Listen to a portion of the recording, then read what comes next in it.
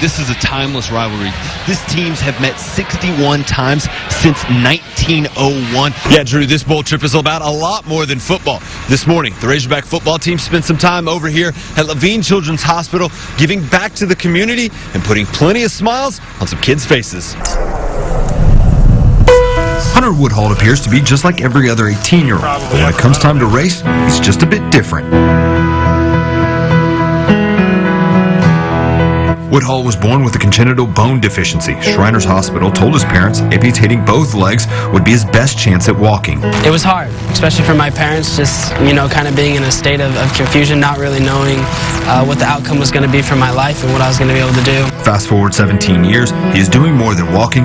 Hunter is actually the first amputee runner in Division I history to receive a scholarship. It's very humbling. I think God's put me in a great place to be able to do some amazing things. But I can't take for granted, how I got here and the work that it took to get to this point.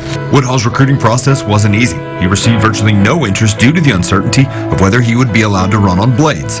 But the Arkansas coaching staff was willing to put him on the starting line. It was absolutely huge, and that's one of the first conversations we had. And I said, I need a school, I need a program that's going to support me this whole way. This isn't going to be an easy journey. They said, here's the deal. We're going to train you like a normal athlete. We're going to treat you like a normal athlete. You're going to do what everybody else does, and we're going to go make some stuff happen.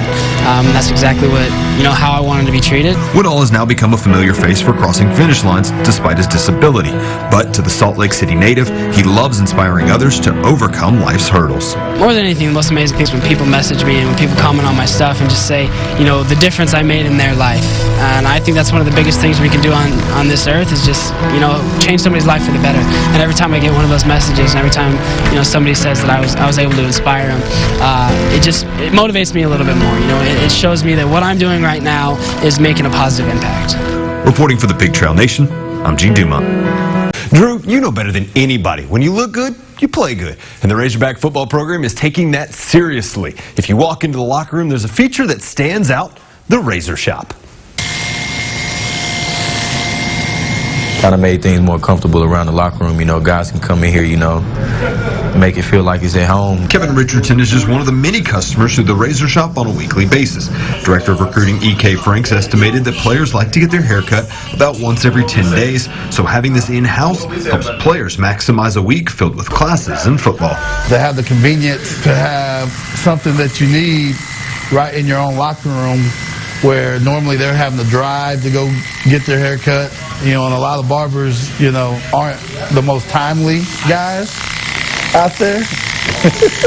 So even if they're waiting, they can go get treatment and get back in time to get in the chair. Rico Phillips is one of 4 barbers who work the shop, all brought in based on player recommendations. It was more of a blessing to me to come and help them out. Cutting hair since he was 14, Phillips says he's gone from the bathroom to the locker room. To be picked 1 out of 4, well, it's like going to the Final Four.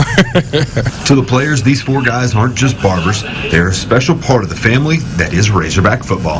A lot of people feel like a barber is, their best friend when they in the barbershop just because you can talk to them about anything. This isn't somebody just cutting your hair. It's somebody that you got to build a relationship with that you trust. Of course, trust is always important, and Frank said that recruits have noticed the shop, and it's been a hit with the parents knowing their baby boys will always be able to get that fresh cut. Who will Santa Morris deliver as defensive coordinator? John Chavis, Brent Venables, somebody nobody is talking about? We don't know just yet. Coach Morris has said he's going to let this person coach in their bowl game, but the uncertainty hasn't caused defensive players to shy away from the Hogs. In fact, in the early signing period, 5 of the 8 players signed were on that side of the ball. And Morris says he's not just fielding questions from the media and fan base about who will be coaching the defense.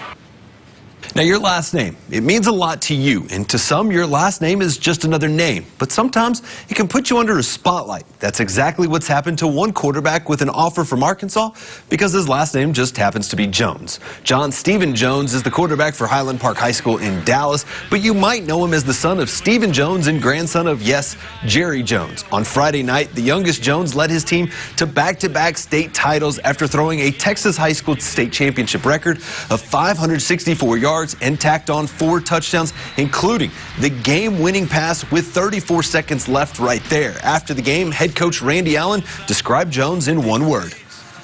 That's the talk of a leader right there. We'll see if he chooses to sign with the Hogs come February. Okay, it's Christmas Day. Most people are with their families. Women's basketball coach Mike Neighbors is finally getting to drive home for the holidays for the first time since 2006, and the Greenwood native couldn't be happier. Okay, finally, I have to show you this. Here in the Pig Trail Nation office, we did a Secret Santa. You draw somebody's name and you buy them a gift, but you don't know who drew who. Well, as it so happens, Mike Irwin drew his own name. But in classic Mike fashion, he didn't redraw. He just bought himself a gift. Some brand new red Air Force Ones. He even included the hashtag, oh, ho, ho, ho. I don't know what else to say. Every time I see the tweet, I just laugh about it because it's Mike.